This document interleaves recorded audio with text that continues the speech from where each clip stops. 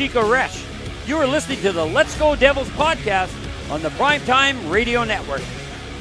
Happy Devils Wednesday. This is Devils After Dark, coming to you live from American Whiskey, 51 Edison Place, across the street from Prudential Center, next to Championship Plaza. I'm your host, Sam Woo, here with Scotty of Sirius XM Liquid Metal from his Beverly Hills Michael J. Fox Studios in Beverly Hills, California.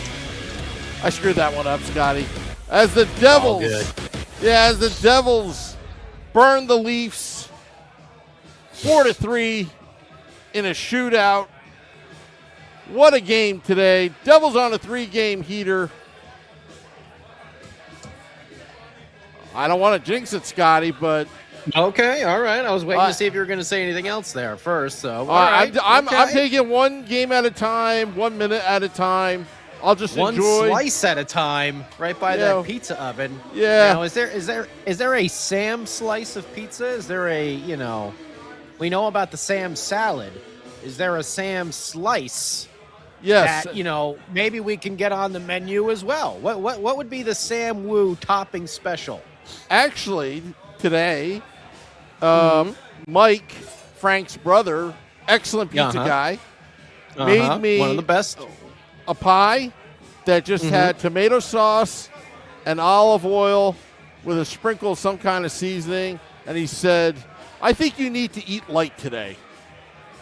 So that's all right. No cheese. That's the Sam pizza. Yeah, no cheese, no sausage. Not even like pepperoni. a little Parmesan or something like that? Nope.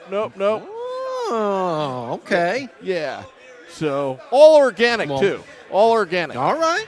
Yeah. All right. Only the best for our man Sam Woo. So now you have a Sam salad and you also have a Sam slice that you can pick up over there at American Whiskey whenever you're going down to the game in Newark, New Jersey. Right across the street from The Rock. That's where you can find the great Sam Woo before and after just about every Devils home game.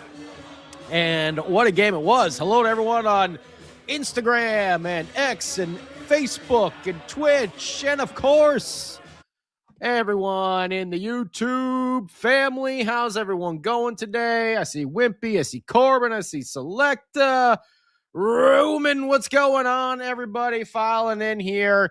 Post game, the Devils. What do you know? 3-game win, a hat trick of W's.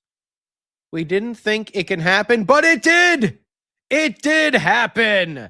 3 wins in a row. Who is this team? Where were you for most of the season? But the Devils taking advantage of some other teams that we know have been struggling for a majority of the year. Last night, the Panthers. Tonight, the Maple Leafs. And hopefully on Saturday, those Rags. So let's talk about it here at home at the Prudential Center. Maple Leafs in town. What's up, Robert? What's up, Eddie, as well?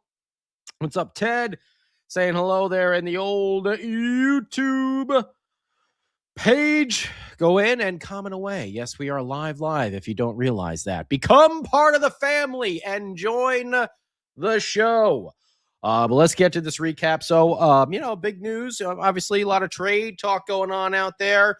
Apparently, Shimon Nemitz's name is getting thrown around, which I don't know how I really feel about that. But, Fitzy. We'll talk about him later. Brett Pesce also suffered an injury last night. We forgot to kind of tackle that as we were having a good time and joking around. So he was out today. Kovacevic, no longer the $4 million scratch, is back in the lineup. So let's talk about it here. The Maple Leafs actually got on the board first tonight. So a little bit different. The past couple games, we've seen the Devils score first. So, when that happens, when the other team score, you're like, oh boy, here we go. But it didn't happen. But the Leafs do get on the board first with what was that? That was a shot from long range shot that got by Jacob Markstrom there, 5:26 into the first period. And I know, like you and me, or like me, you probably got very worried and rolled your eyes and said, here we go again. But what month is it? Oh, it's March. You know what March is. It's Timo time. Give me fuel, give me fire, give me goals from Timo Ma. Ooh, yeah. Ties it up 1-1 just about 2 minutes later at 7:55 of the first period. And this was a good one by his line mates, Dawson Mercer and Nico Hischier, winning some puck battles along the boards behind the net. Mercer and Nico, okay? Sticking on their man, playing the body. Mercer's able to get the puck back to Nico, and he puts a swift backhand pass right to the center slot where Timo Meier is waiting, and he snaps it home low through the 5-hole of Stolarz to tie the game up 1-1. Timo time gets his 17th of the year. The captain, Nico, gets his 24th assist, and Dawson Mercer gets his 18th. Another even strength goal for the New Jersey Devils to tie it up 1-1. We move into the second period where the Devils did get into some penalty trouble. And we know that their penalty kill has been very strong throughout the year. It's been one of the bright parts, but they can't stop everything, all right? And Willie Nylander on that long-range shot gets a PPG power play goal off of the deflection past Jacob Markstrom for his 21st goal of the year. 3:20 into the second period on the power play. The Leafs go up 2-1. And then I don't remember. I'm trying to think now. I got my little timeline screwed up, and I didn't even eat any gummies before the game. But I think it was prior to the Devils tying it up that Nico Hischier ripped a shot. I mean, he got all the barbecue sauce on it. Okay? And it went off the mask of Stolarz, and that bad boy just popped right off. It looked like kind of got his bell rung there by that shot from Nico Hischier. Why do we say this? Because a few minutes later, guess what? That line that has been, well, actually, no, it wasn't. Not yet. Later on in the game. But the man who has been coming through with some goals, you know he's a rookie this year. Arseny Gritsyuk. Grits gets his 11th of the year. He got his 10th last night, or was it 2 games before? I think it was last night, and now his 11th coming from Jesper Bratt and Nico Hischier. So the captain with a multi-point game. Did he have 3? No, he had 2 points tonight. He gets the secondary assist, his 25th. Jesper Bratt gets the 32nd assist, his 32nd assist of the season. And, Nico gets the puck to Jesper, and he brings it into the zone, and he kind of does that big circle around the back of the net, and that's where Grits kind of finds a lane there, and you see him down on the one knee, and boom! He lets that big ass one-time slapper go, and he rips it past Stolarz, like we said, for his 11th of the year, and more importantly, tying the game up 2-2. At that point in the second period, we move into the third, and it was battling back and forth, and then Matty Nyes making he's a Vladdy Guerrero Jr. there off the John Tavares shot that Jacob Markstrom stops, but the rebound, and we've seen that through the course of the year, Markey having some difficulties controlling those rebounds. There was one he almost completely gave away later in the game. But either way, Tavares takes the shot. He's coming up the far wing, okay, shoots it. The puck kind of pops up in the air, and Nyes is right there at the side of the net, and he just swats it, baseball bat style, right into – actually, I should look. Does it say? It does! NHL app, shot style, bat. So he had batted the puck into the back of the net for a home run right there. His 16th of the year, putting the Leafs back on top. 3-2, 13:50 into the third. Okay, but is this Devils team going to be done? Are they going to roll over? Are they going to give up the way we have seen in the past? Or are they going to try and carry on with some of this winning streak and some of this play that they have been showcasing here, albeit against teams that are also struggling mightily this year? We know about the battle of 15th place. We know the Panthers have been crashing. They're trying to trade Bob away, and the Maple Leafs have already started their fire sale. Not much better. But either way, doesn't matter. You got to go out there and play the game, whether you're playing Carolina or whether you're playing the Rangers, first place to last place. All right? They're all NHL teams out there. But let me tell you, been starting to see this chemistry with this newly formed line, and I don't think anyone had it on their bingo card this year, of a Jack Hughes, Arseny Gritsuk, and Connor Brown line forming at the end of the year and starting to really pay dividends. And it really does seem like that chemistry between these players is starting to click. And we know Grits likes to shoot. And what have we been talking about? That Jack Hughes needs a shooter like that. Someone who's going to rip that puck so Jack can set him up. Well, this time, it was actually baby bro, Luke Hughes, leading the charge into the zone, going about, I say he was going about, maybe like a 85 and a 55, streaking down the ice, going out to the point, forming, oh yes, quack, forming the flying V with Gritsuk and Connor Brown as Luke Hughes splits them and takes the lead. Now, we know those Hughes boys, they're pretty damn good at the zone entries. Luke Hughes gets the puck into the zone, and he feeds Gritsuk, who's on the far wing. Okay?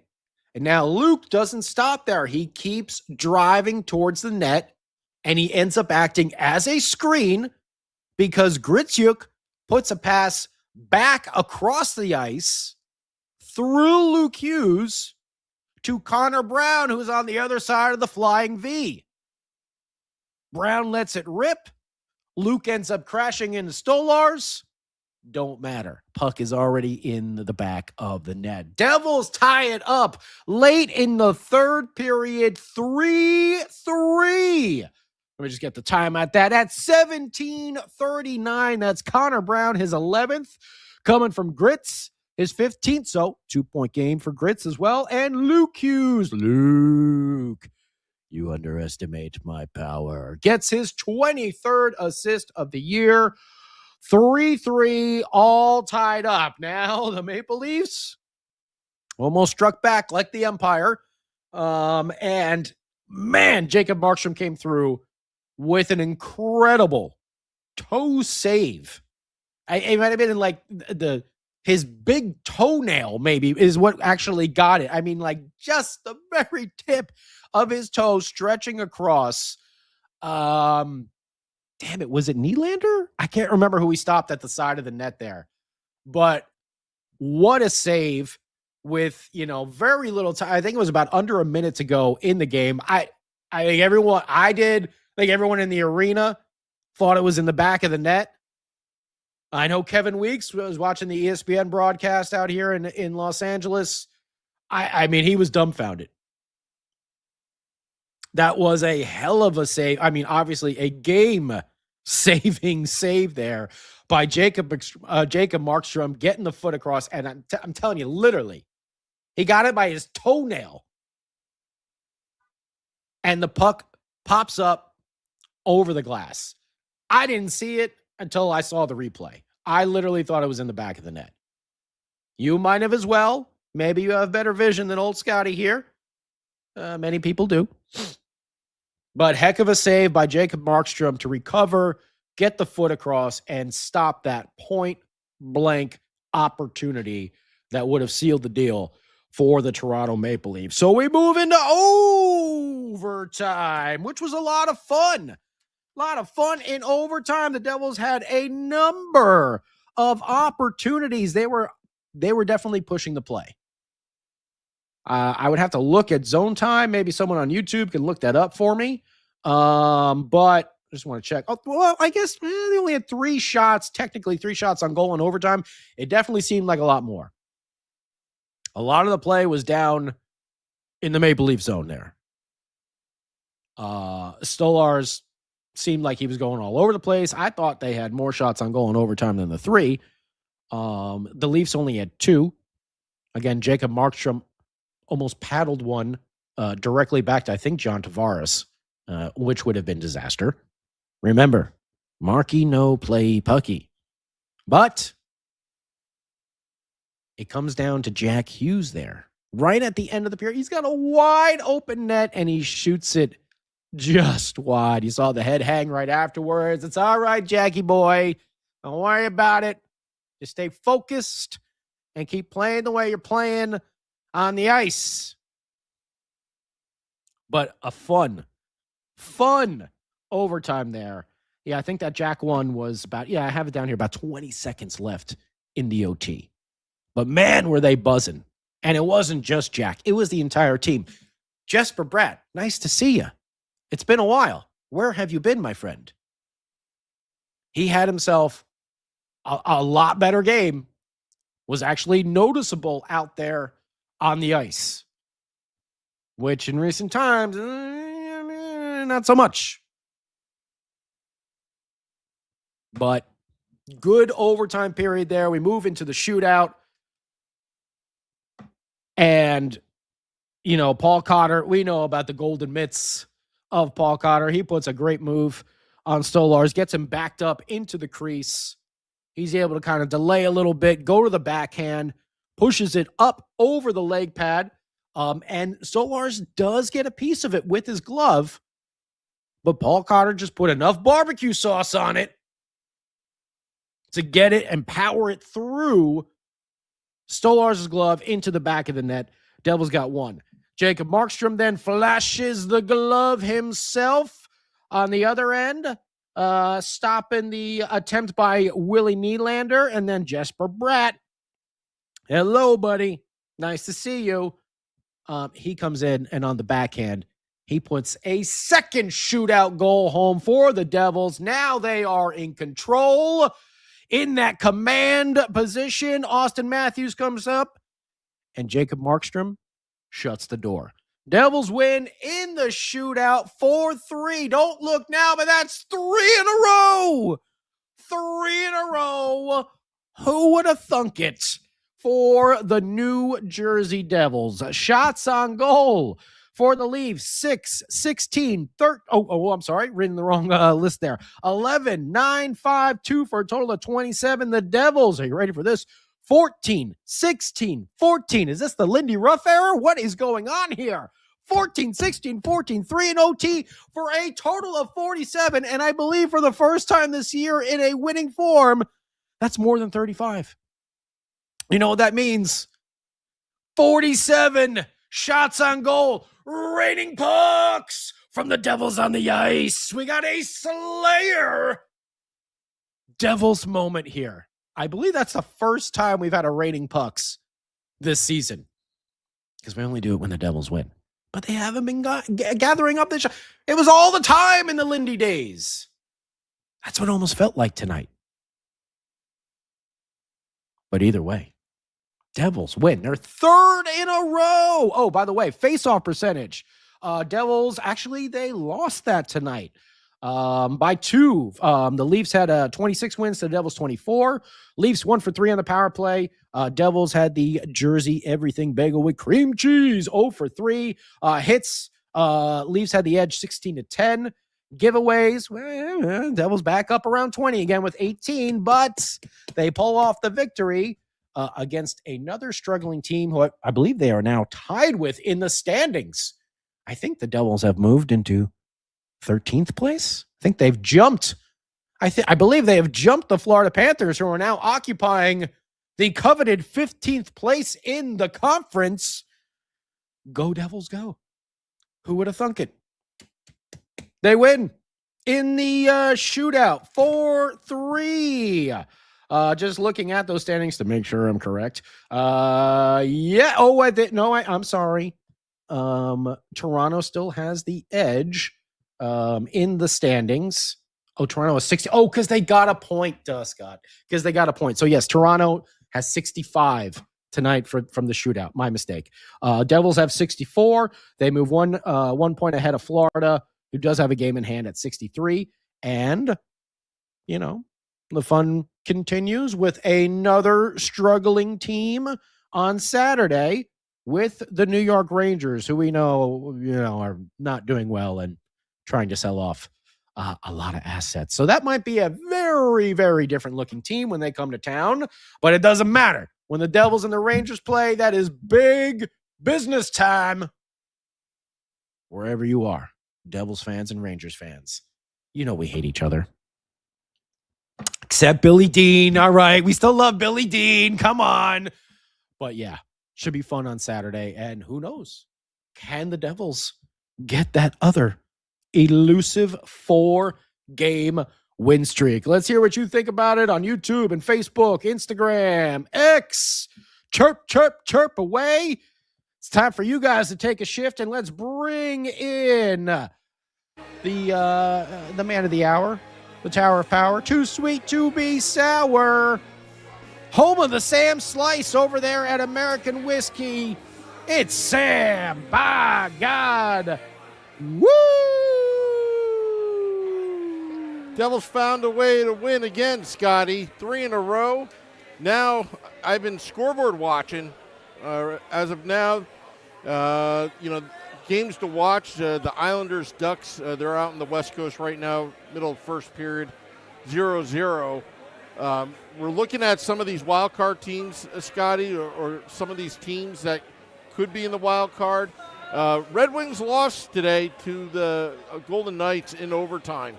That's another team that, again, if they were to ever go on a losing streak, again, you're trying to look at where the Boston Bruins are right now. They're idle tonight.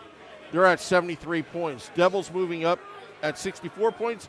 Again, these 3-point games are going to be a factor because Toronto gained a point tonight, technically. So they're still ahead of the Devils. But the Devils have 31 wins versus Toronto's 27. So as long as the Devils keep winning, I guess. I mean, they play the Rangers on Saturday, and we all know that Devils-Rangers games, it doesn't matter what the standings mean. They're usually a kind of a battle of the Hudson, I guess. But that's an extremely important game because I think the Rangers want to play spoiler right now. Now, I'm not saying that the Devils are in it, but if the Devils win on Saturday and also win on Sunday, back-to-back against Detroit, they might find themselves with 68 points by the end of Sunday night. That could be incredible, and it all depends if Boston, who has that second wild card spot, and Montreal, if they stay idle, if they lose their games in the next few days. Yeah, that'll be the big test there. I know Montreal lost last night to San Jose. I believe that was in overtime too, I think. Or did San Jose score right at the end? I don't know. I was watching it. Man, watching Celebrini and Will Smith is a lot of fun on that ice there. But yeah, I mean, listen, we can all hold out some hope here. It's Boston, not hope, Scotty. It's more of I'm trying to find a path. Because we could sit here and be like, the season's over. But I'm trying to find a path here. I think it's important to see how this team plays here down the stretch as well. Yeah. These guys should be playing for their jobs, really. I mean, I know I've said it. I think a lot of people agree. No one on this team should be safe. That's from the entire roster. I don't care what your name is, the coaching staff, the front, the management team, like everyone should be on notice for this team after this year. I think it'll be obviously very difficult. Boston does have 2 games in hand, so do Montreal. Boston and Montreal both have more wins. Boston also is an absolute juggernaut of a beast playing at home this year. What's their record? 23-8-1 at home. And they do have a bunch of home games left. So, yeah, that is what it is. But, hey, what the hell? We'll keep with it. Why not? But I think it's going to be really interesting here because the Devils don't play again until Saturday. What is going to happen with some of these trade rumors? I know we've all heard it about Nemitz. We know about Dougie, but we see how well Dougie's been playing lately. I'm pretty scared at what Tom Fitzgerald might be attempting to try and cook up to save himself. Yeah. So I don't know what to think about all this. I'll tell you something. If you look at Tom Fitzgerald's track record. Sorry, Scotty. The drunk is getting annoying right now. So if you look at Tom Fitzgerald's track record, he always seems to be the one that is trying to win every trade, right? But right now, it's a buyer's market. I don't think he's going to do anything, to be honest. Or at least something that's, again, flipping a couple, non-important players or something like that for a draft pick or something like that. But I don't think any of the core is going to get traded. Dougie Hamilton, again, it's still $9 million AAV. And a lot of these teams, with their salary cap situation and the LTIR new rules and all that, I don't think anybody really budgeted in, but that's a hard contract to move at this point. I know there's teams interested, but not to say that there won't be a move, but I'm just saying the likelihood of it as this drags on, I mean, we still have all tomorrow and until 3 p.m. on Friday. Like, what's the wait? Yes. It would have been done by now. Yeah, and I think who just wrote that? Johnny Danks. What's up, Johnny? How you doing, man? I think we also have to be cautious of getting, pulled into fool's gold here. We've seen these little things with this team before. 3-game win streak against, some of the bottom feeders in the league obviously isn't anything to get overly excited about. It's nice to see them playing good hockey, though. That's definitely for sure.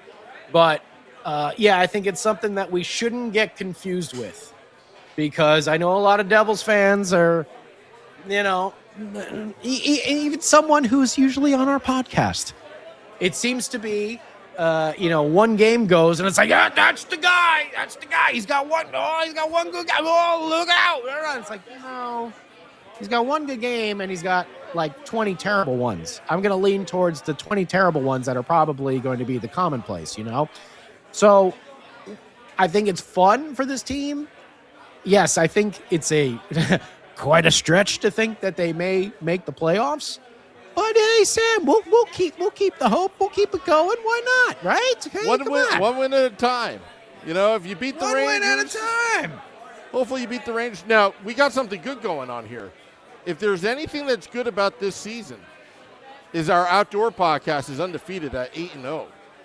Okay. And Saturday and Sunday, we're still looking at the weather, but Frank the Tank is about to put some heat outside. It's supposed to be 54 degrees and 62 degrees, the highs, with the chance of showers. But if the weather holds, we may be doing outdoor game day lives. And you know what that means. Our track record is actually very, very good in the playoffs and regular season when we do the outdoor podcast. Little hockey luck there. So maybe we can maybe we can get through this. But I'll tell you, Scotty, if the Devils get to 68 points, regardless if what Boston and Montreal does, that's a huge jump. That's basically a 10-point jump in 1 week, 8 days. So again, winning solves everything because now we have something to work with, and it's not like. I mean, tonight they gutted out, but what are your thoughts about Markstrom going back-to-back on consecutive nights? I mean, I'm not the hugest fan of it, but they won, so let's go with it, you know. But I was expecting to see Jake the Snake in there. Yeah. We know that Markstrom prefers to play as much as he possibly can. So yeah, I mean, I don't know. Could Fitzy be shopping him? I don't know who's going to take that contract on now with the 2 years added to it. But they won, so yay! You know. That's all I can really do with 20 games left in the season. I don't know if you got my text. I don't know if I texted you or whatever. I was like, why is Markstrom playing second half of a back-to-back? Are they trying to hurt him or something? Trying to get him like on LTIR? Yeah, maybe. And then say his season's done, and then we can start making some big trades with that extra cap room? Yeah. I don't know. I'm not sure. I mean, Michael, hey, I don't know who plays against the Rangers. I wouldn't be surprised if Markstrom's back in there, you know, the way this is looking. But hey, you know, if they can win, who knows? Maybe they can get 4 in a row. And that's a nice thing for us Devils fans. After this season of misery, I'll take some winning here at the end just to maybe go out on a good number. Because let me tell you, Sam, I know I told you off. Before this Olympic break happened, I was done. I was just checked out on this team. You know, I was just like, I can't take this anymore. I barely heard from you. You guys are killing me. I was done. I was checked out. That's what I was saying. I was like, let's go Mets. But at least they're making watching these games fun again. Yeah. Because it wasn't even fun to watch them before. You know? So I like saying, oh, Robert Isaacson, or are they shopping Allen? I don't think so. I think they'll keep Jake the Snake. I mean, what's he got, a 5-year contract now? Then they 5 years. It's a very cap friendly. It is a cap friendly one. That's one I wouldn't try to get rid of. You know, obviously Kovacevic, we said it from the get-go that was probably going to be an issue at some point, and it's an issue now. So we'll see. I don't know who's going to take that one on either. Again, Kovacevic, all these contracts are loaded with no trade and no movement clauses and everything like that. So it's going to be impossible. And I think Sam Woo's right. I don't think we're going to see as much action at this trade deadline because everyone is locked in with these teams because of all these no movement clauses. Yeah. It's pretty crazy how many have been given out. I mean, the Devils have, I think, the most or the second most in the league, but a lot of other teams have this as well. Yeah. But either way, you know, Fitzy's going to hear from the fans. If he doesn't do anything, you know, they're going to hear it. If he does something, they're not going to like it. So either way, it's kind of a lose-lose for him. But if he's going to save his job right now, you know, again, wait till the end of the season. But look, if the team starts playing well, Scotty, you know, every game counts. And if the Devils can put some more pressure on these teams in between where they are and that last wild card spot, we've seen crazy things happen. Like Florida Panthers 3 years ago squeaked in on the last day, and they had a terrible season and then made it to the Stanley Cup Finals 3 years ago. So, and we've seen the St. Louis Blues in 2019 dead last in the NHL in the month of January and somehow was able to get into the playoffs and then went on that Stanley Cup run where they won. You know, sometimes, you know, I'm not saying this is happening, but what I'm seeing good signs right now that they're playing like a team right now. Yes. They are playing like a team. It hasn't happened for the majority of the season. Yeah. Oh, yeah. But it's not mistakes. as bad as it was. That's for sure.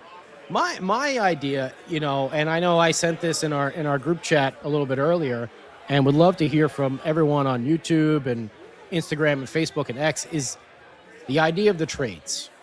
Okay, we've seen the rumors with Shimon Nemitz's name being attached here and there. We know other teams are interested in him. Do you think, given the track record, and this is one of the texts I sent Sam and our beloved beer baron earlier today, the rundown of draft picks that Tom Fitzgerald has made, in his days as New Jersey Devils general manager. They're not pretty. And the majority of them have not, equaled out to NHL regulars. So you do have one guy who maybe seems to be breaking through here a little bit. Do you just, given the track record of all the, of the majority of these picks not working out for the best, do you trade him now while his stock is hot? Or do you actually hang on to this one? Sam Woo, what do you think? That's a tough question because partially I thought that the reason why they drafted Nemec in the first place was the fact that right-handed, mobile, two-way blue liners come at a premium on trade deadline. They come at a premium, that they have a much bigger haul than, like right now. I'm not saying that Logan Cooley or Shane Wright are a dime a dozen, but trying to find that one defenseman, it takes up one of 6 spots, right? So if you find that guy, you're already, 20% there with your defense, give or take. I'm just, So, again, so there was a reason why they picked him over a center. Also, again, he has shown to be clutch at times. He has shown that he was able to, he's much more mature than he was a couple years ago when he was getting benched, when he was getting lectured. His practice habits were terrible in the AHL, but he really got his feet wet, Shimon Nemec, and to his credit, he figured it out. I think he figured it out. Now, he still has a lot more to go, but now it's like if you're going to trade Shimon Nemec, it's got to be elite haul back, not a 2 or 3 year guy. We're talking about like franchise cornerstone, player that has a bad situation, like, for example, the Austin Matthews thing, an elite player that wants to get out of a situation and the team has to move him, or, for example, when the whole Quinn Hughes saga was going on, like Jim Rutherford handed it to Tom Fitzgerald on a silver platter, which he knew about for more than a year, did nothing with it, and actually Billy Guerin, you can make the argument, paid more than what Fitzy would have possibly paid for Quinn Hughes. So, again, I don't know how Fitzy botched that scenario now, and I'm not going to argue. That's not arguing like whether he should make the trade or not. It's just, again, for Shimon Nemec, you're going to have to pay him big dollars after this offseason as a restricted free agent. Luke Hughes signed a long-term deal, right? Right. And this is the time, like when Jack Hughes, he wasn't an $8 million player when he signed that contract at that moment, but you're trying to project the future. I would have to think that Shimon Nemec will go the Luke Hughes route and demand that kind of contract, whether he's going to get it or not, and that's going to tie up the salary. I'm not sure if he's going to get it or not there, but okay. I mean, I see some people here, Beachmaster saying, I'm trying to justify why trading him now. I'm just in that scenario. Oh, yeah. Well, I'm wondering is like, we've seen the majority of the draft picks not work out that Tom Fitzgerald is selected. So, do they bite now while people are still high on this guy? Because there's the possibility that you keep him for another year or two and his stock just absolutely plummets. If you want my opinion right now, it has to be someone that's elite and somebody that could fit in the Devils. It would have to be a core player. And it doesn't necessarily have to be a defenseman. I'd say trade him now. if you're able to get a haul. But if you can't, then stay the course. Taylor Hall? No pun. No pun intended. I wasn't trying to be punny.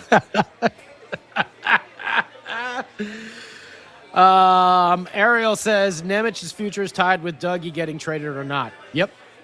I mean, yeah, because if they don't have that money, then there's no way they're going to be able to pay him, especially now because they're going to be, anchored again with Kovacevic, which was a bad deal right there. John Sumner, Fitzy will be making trades. 2 D-men will go, 1 left D and 1 right D. Plus 2 forwards will move out. I think Mercer and Dodonov.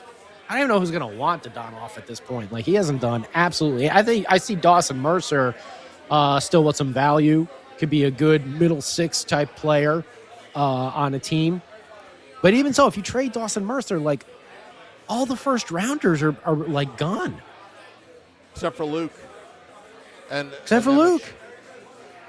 Yeah.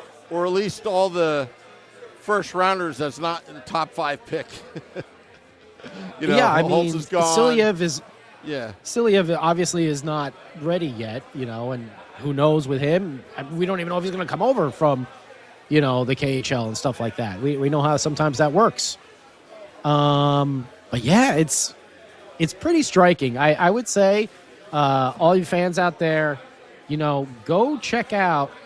John Center says trade Nemec for Kyrou. He's had a down year as well. Could be a change of place. The league is going to be looking for D-man, that's for sure. I saw a rumor about possibly Pittsburgh sneaking in on the Dougie Hamilton deal, which would put a pretty phenomenal right-hand side for them with Letang, Carlson, and Dougie. And Pittsburgh does have some room. Of course, they probably try to trade Ryan Graves back to us, which I'm sure Fitzgerald will be like, yeah, come on. No movement clause for you too, Gravy Train. Let's go. I don't think Pittsburgh learned from their Ty Smith trade. Ty Smith? Yeah. Yeah, it's interesting right now. I mean, I think he's going to try and make moves. I'm just not sure if anyone should be letting him. Because look at what he's done otherwise, the re-signings and stuff like that. Now. Maybe ownership has stepped in and said, okay, entertain offers, but come to us, for it. Do you trust ownership to make those decisions? I think they're going to look at it as, oh, no, this is going to cost too much. Nah, don't do it. That means we need to replace the rotten eggs in the in those sandwiches, and we can't afford that. We can't afford that. That's funny. Guys are going harder because there's no pressure now. Yeah, I mean, that's a good point as well.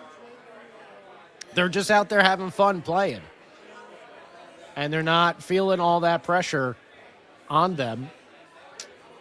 That's a definite point. Yeah. They definitely seem a lot looser out there. They seem like they're having fun. We know the majority of this season, it didn't seem like they were having fun out there. Definitely.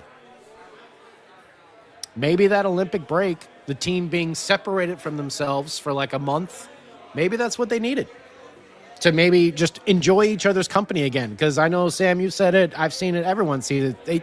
They seemed very cliquey. It seemed like these 4 players are friends, these 4 players are friends, these 4 players are friends. And we're not in the locker room. We don't know. But it's just what it seemed like. Yeah. Maybe some of that got washed out with that break from each other. Yeah. It's kind of like this podcast. I haven't heard from Vinny Parisi in 2.5 weeks.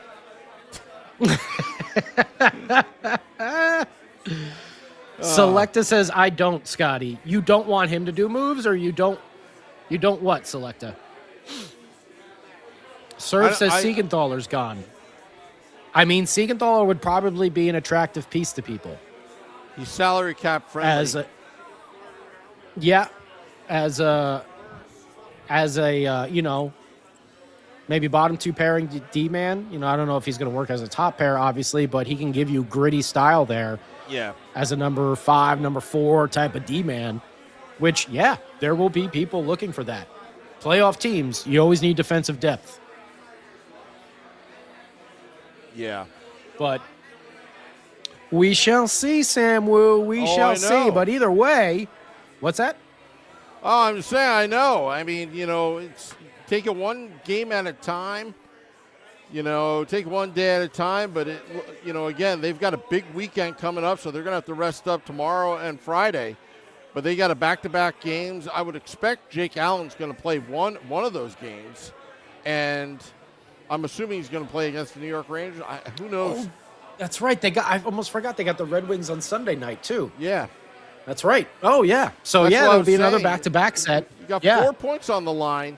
If they can get to 68 points end of Sunday night, they're within striking range. We got to see where the Bruins. The we got to see where we got to see how the Bruins do. And again, just remember the Bruins have 2 games in hand, and so do the Montreal Canadiens. So, but just remember, they play the Boston Bruins twice, and the last game of this homestand, which is going to be a crucial game. That's a 4-point game at the end of this homestand on Monday, about 2 weeks from now, week and a half from now.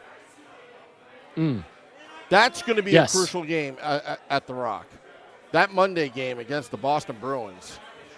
So they have some time in between. They've got 3 or 4 days off, 3 days off. Until Calgary.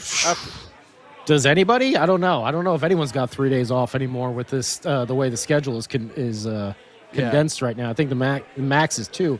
But that, you know what?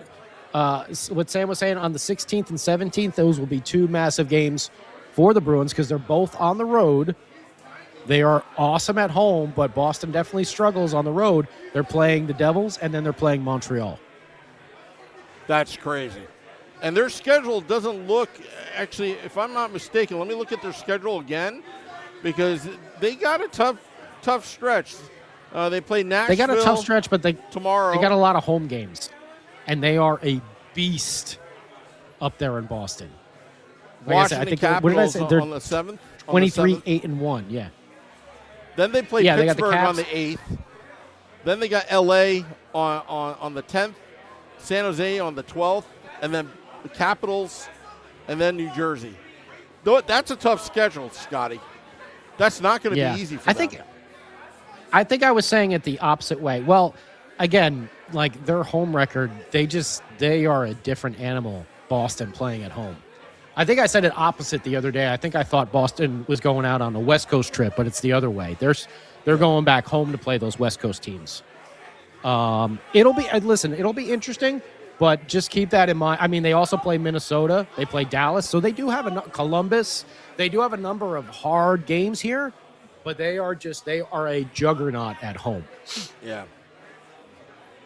All right. Well, we'll have it for you in case any trades break. Set your alerts to the Let's Go Devils podcast at Let's Go Devils on YouTube, Facebook, Twitch, and Instagram at Let's Go Devils podcast, and on X at Let's Go Devils pod. Morning Woo tomorrow. Let's wrap it up. Yep. Morning Woo tomorrow. And State of the Fan address will be on tomorrow at 8:30 p.m. Eastern. So we got it covered. And also we'll probably do a little special for trade deadline. Trade deadline. Recap. Hopefully it's just nothing. And it's just all right, this is a trade deadline recap show. And we're done. And we're finished. Yeah. Let's wrap it up. Kind of like the Mets season. The Mets season. That, Family Guy thing. Yeah. Anyway. And it's over. Yeah. All right. I want to thank all those tuning in. Dropping the podcast in about 20 minutes. Again, Morning Woo tomorrow and State of the Fan address. Thank you to everybody. Thank you to you, Scotty. Devils win. Thank you. 4-3 in a shootout. 3-game heater. It's official. Jack Hughes and Tate McRae are dating exclusively.